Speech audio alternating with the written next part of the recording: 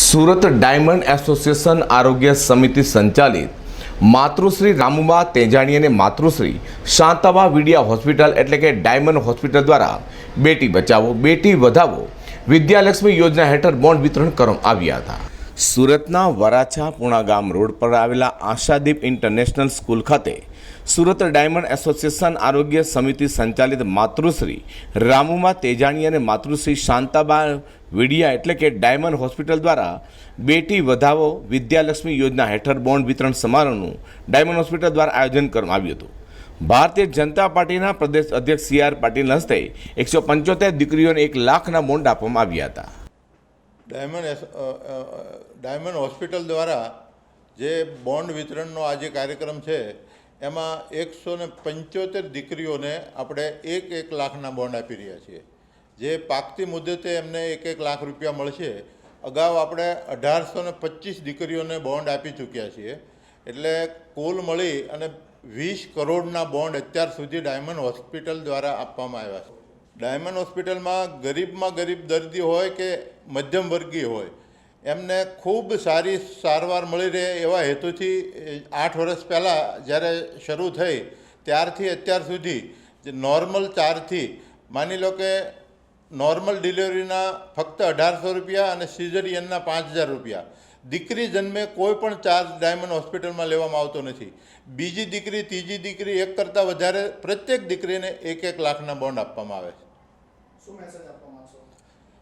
તમામ દર્શક મિત્રોને મેસેજ એ આપવા માગું છું કે વરાછા રોડ ઉપર ખૂબ જ સારી સુવિધાવાળી હોસ્પિટલ છે, તો આ હોસ્પિટલનો મહત્તમ લાભ લોકો લે એવી મારી વિનંતી છે। કોવિડ-19ની પરિસ્થિતિ પછી વૈશ્વિક સ્તરે આરોગ્ય સેવાની કેટલી જરૂરિયાત છે એમનું તમામ લોકોને ધ્યાન ઉપર આવ્યું। આ જ બાબતને ધ્યાનમાં રાખીને ગુજરાત સરકાર અને સ્થાનિક સુરત મ્યુનિસિપલ કોર્પોરેશન દ્વારા પણ સુરતની અંદર વધારેમાં વધારે આરોગ્ય સેવા મળી રહે એની માટેના સતત પ્રયત્નો થતા રહ્યા છે।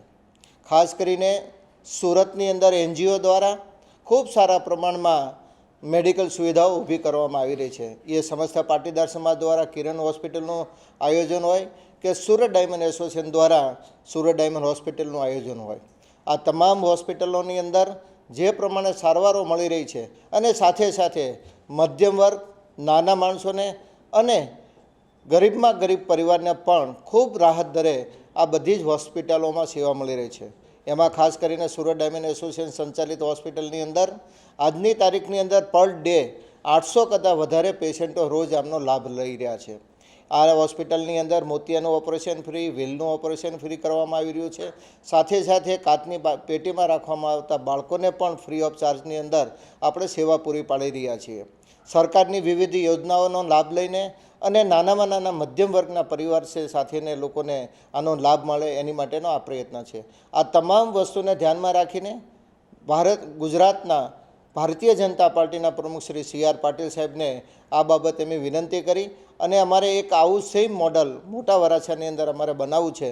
આ વસ્તુને ધ્યાનમાં રાખી અને ભારતીય જનતા પાર્ટીની સરકારને ખાસ કરીને ગુજરાતના CM ભૂપેન્દ્ર પટેલ સાહેબે જે અમને સહયોગ આપ્યો છે, આ વરાછા મોટા વરાછાની વિસ્તારની અંદર 13,000 કરતાં વધારે જગ્યા 1 રૂપિયાના ટોકન અમને જે ફાળવવામાં આવી છે, આની ઉપર 400 બેડની હોસ્પિટલનું આયોજન સુરત શહેરની તમામ ઇન્ડસ્ટ્રીના લોકોને ખાસ કરીને real estate, textile, chemical, diamond industry, jewellery manufacturing ઇન્ડસ્ટ્રીના સહયોગથી આનું નિર્માણ થવા જઈ રહ્યું છે। વધારેમાં વધારે લોકો આનો લાભ લે એની માટેના પ્રયત્નો આ હોસ્પિટલના સંચાલક મિત્રો દ્વારા કરી રહ્યા છીએ। આજની તારીખે પણ અમને ખૂબ જણાવતા આનંદ થાય છે કે આ હોસ્પિટલની અંદરથી બચત થયા એમાંથી લોકોના સહયોગથી અમે 20 કરોડ કરતાં વધારે બોન્ડ અમે દીકરીઓને આપી રહ્યા છીએ અને આ પ્રવૃત્તિ સતત અમે આગળના દિવસોમાં પણ ચાલુ રાખવાના છીએ। અમને આશા અને અપેક્ષાઓ છે કે સમાજના તમામ વર્ગના લોકો જે સુખી સંપન્ન છે એ આ હોસ્પિટલના સહયોગની અંદર ઉદાર હાથે ફાળો આપશે।